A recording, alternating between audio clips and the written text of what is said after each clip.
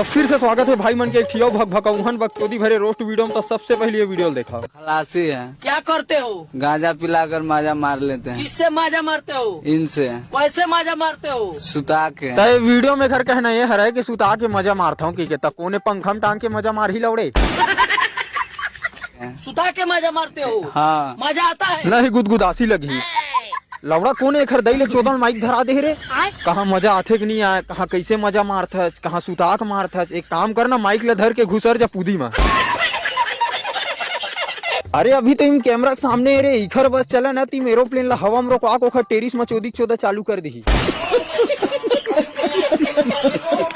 और टूरिल देखना बुर चोदी चश्मिश ला नहीं मने मेरे बात करे थे अपन घोड़ी कस दांत ला नहीं पोरा था बुर चोदी चमगादड़।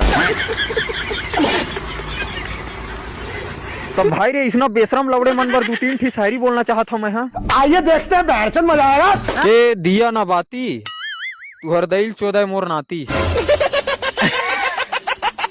अब अगला शायरी एखर बर मोर लवड़ा खाथस गुटकल खाथस फेंक लवड़े वाला के मोर हगे ला खाऊ मुते ला छीच और घोड़ी पुदिल नीच।